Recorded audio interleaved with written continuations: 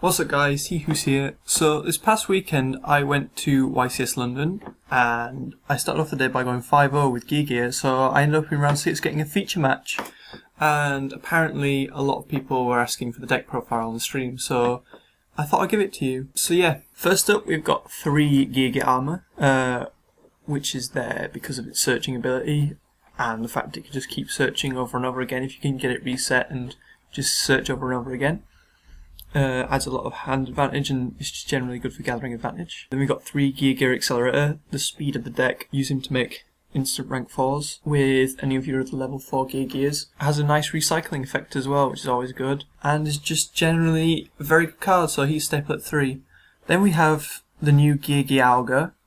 Geargia Auga is good because it's a lot faster than armor because you don't have to say it, but it has restrictions of its own, so you can only special summon machine type monsters and it can't attack the turn you use its effect. But normally you just search Accelerator, go into Gigant and start your combos off from there. So it's a nice +1 and adds a lot of speed to the deck. It's very good. Then we've got Geargia Arsenal. Geargia Arsenal is again a good card. It's like a Lone Fire Blossom for Geargias if you didn't know what it did. You can toolbox any Geargia out of your deck, so normally if you wanted to start off slow, you could summon an armor and set it with armor's own effect, or you can set up the graveyard with the Gigiano to make your Gigants float. There's a lot of things you could do with it really, and so that's 3. Then we have 1 Ancient Gearbox. Ancient Gearbox, when it is added from your deck or graveyard to your hand, except by drawing, you can add 1 machine Earth type monster with 500 attack and or defense, so it searches out Arsenal, Auga, Gigiano Mark II and Gigiano Mark I in this deck. Use it with Gigant to get a nice +1, and yeah, it's a very very good card, builds up a lot of hand advantage, which is important as you'll see in a minute. Then we've got 2 Gigiano Mark II. A lot of people have started to drop the level 3 Geargias, but one of the new cards in the structure deck has made level 3s better than ever really. So Gigiano Mark II is necessary for the triple cog combo, which I'll explain in a minute. Also it can reset an armor, or bring back a Accelerator or an Arsenal, or make a rank 3 play, and yeah, generally very very good. It builds up advantage, which is always good. Then we've got Gigiano. Gigiano, you contribute it and revive a level 4 Earth machine, so if you have, say, an Accelerator in your hand and a Gigiano, you can normal summon the Gigiano, tribute it, special summon level 4, special summon Accelerator, you can summon any level 4 Earth from your graveyard and make a rank 4 play. And also it's nice because it retrieves a lot of monsters for rank 4 plays, and it allows Gigant to float very nicely. Then we have the new Gigiano, Gigiano Mark III, which is reasonable, not very good. A lot of people aren't running it because it's very restrictive. Basically, when it's summoned by a Geargia card, so Mark II, Arsenal, or Geargia, then it special summons a Geargia from your hand or graveyard in defense position, but its effects are negated, and you can only summon Geargias the turn it's summoned. So it's fairly restricted, but it still allows you to go into Geargia XG, which I'll explain why that's in a minute. And this is important for the triple cog combo. So basically, you go Mark II into either Gigiano Mark III or Arsenal. If you don't have Gigiano Mark III in the graveyard, then you can go Arsenal Mark III. Then you use Giano's effect to summon the OG Giano or another Mark II if you have one in your graveyard, and then you go into Gigant XG, which is very powerful this format. I'll explain why soon. Book of Moon for Disruption. Dark Hole. Dark Hole saw me well that day. It is still an amazing card. I don't know why people aren't running it. People are confused as to why I was running Dark Hole and not Raigeki. The reason is I don't have a Raigeki, but I have a Dark Hole, so that solves that mystery. But still, even though a lot of things float, it's still very good for clearing the field and getting game-ending damage, as you probably saw in the live stream if you saw it. Dark Hole for game, I got like 3 times that day. It was very good. Pot of Duality is there for consistency. I can set an armor and at the same time I use pop duality. But again, pop duality is very restrictive, because then I can't make an Arsenal play or a Auga play or a Mark II play. Sorry. So I wasn't really that fond of it. I would probably take it out for an upstart, or 2 upstarts even. Then we've got 2 MSTs, general back removal. I did bring it in because of things like Vanity's Emptiness, but I think another Trapstone or another Wire Tap would be more beneficial than 2 Space Typhoon, although when Cliff Forts come out, Space Typhoon will be better again because of the pendulums. Then we've got a Gear. It's basically a rescue route for Gears. You get 2 Giano monsters from your deck, and you can make a Gigant, which will then float because you'll have a level 3 or lower Gear engraved when it goes to the graveyard or is removed from the field, unless Macro's on the field. So it's an insane card, and again you can go end phase Gear into Giano and Mark III, offer them into Gigant on your turn, search a Gearbox, search a Mark III, and then go into the triple cog combo. Not that turn, but like you set up for the triple cog combo, which is fantastic.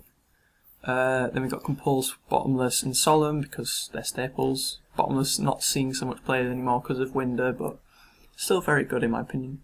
Then we've got Trap Disruption, so 2 Trapstone and a Wire Tap.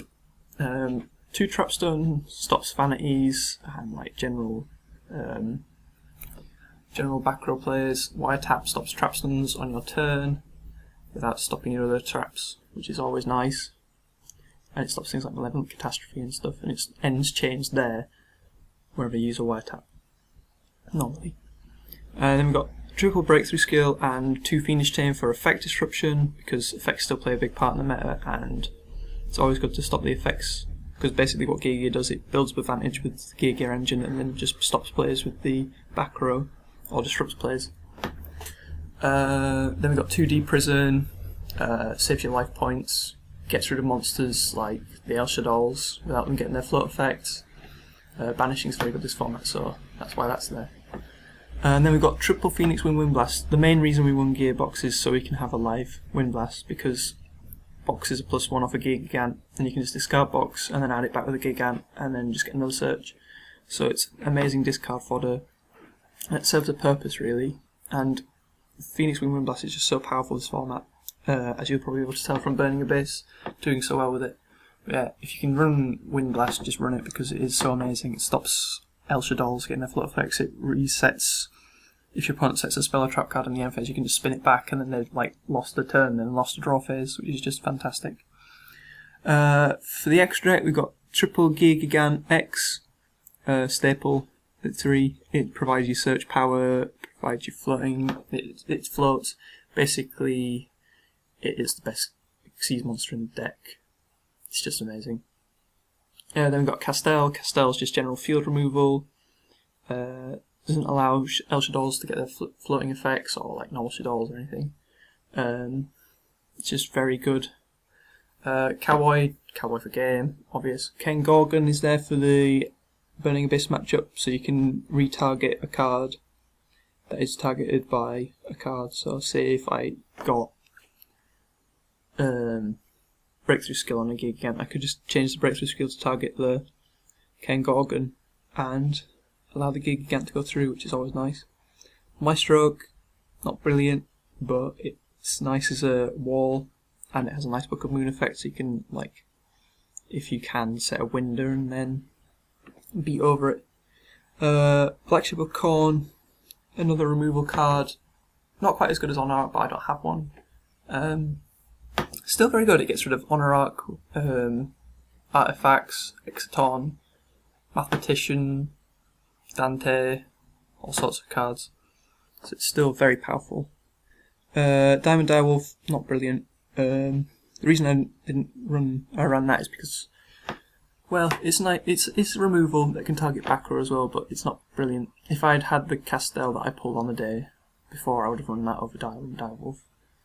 And then we've got Rhapsody for graveyard dependent decks like Satella Knights, stops them sometimes. Or Light Swans, if I'd gone against them, that would have helped. Now we're on to the rank 3s, and we've got Gear Gigant XG. the reason you run the level 3 Geargias is for this, because it is so fantastic. It turns all of your machine monsters into Armides, which stops your doll effects, like flip effects.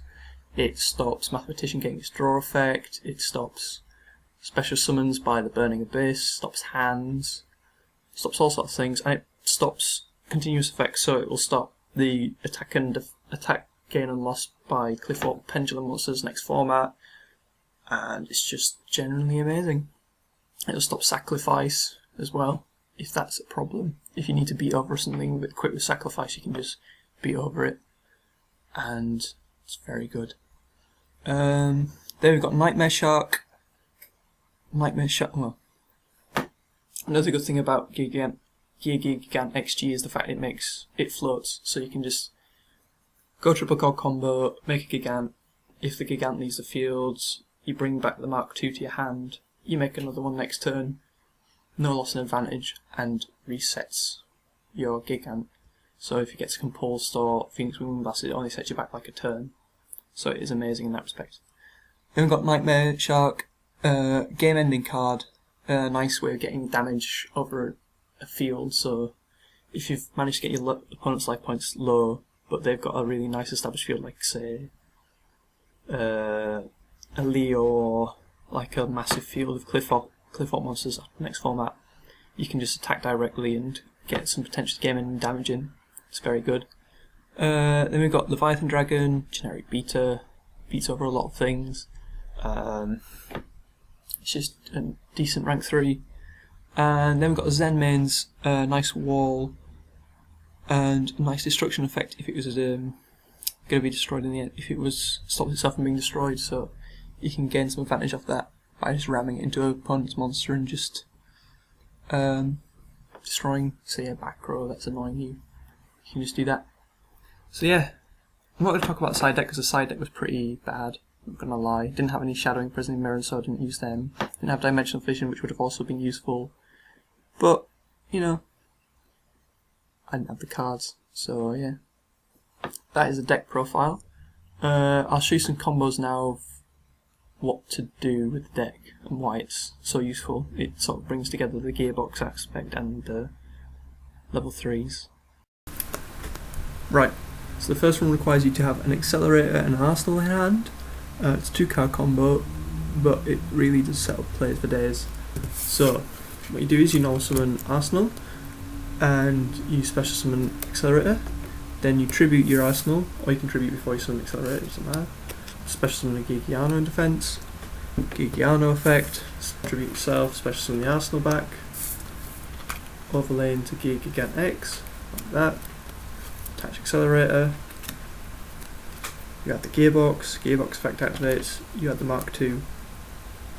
Generates +1, which is always nice, and it sets up the triple cock combo for next turn, because then you can go, well, say this has been destroyed, or you've detached the Arsenal, you normal summon Mark II, summon Arsenal effect activates, or you activate Arsenal's effect rather, you special summon the Mark III effect activates, special summon the OG, and then you overlay those into your Gigant XG, which is, as I say, very good this format.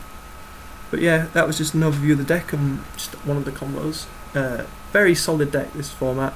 Not sure how it'll do against Clifforts after the new challenges, but it was reasonable, and yeah, I would have probably done a lot better if my side deck had been better. It's just to show that, you know, the strongest decks aren't necessarily too strong for the rest of the meta. I nearly topped. If I'd have won one more game, I would have got to day 2, but I went 5-3 and dropped because I scrubbed out.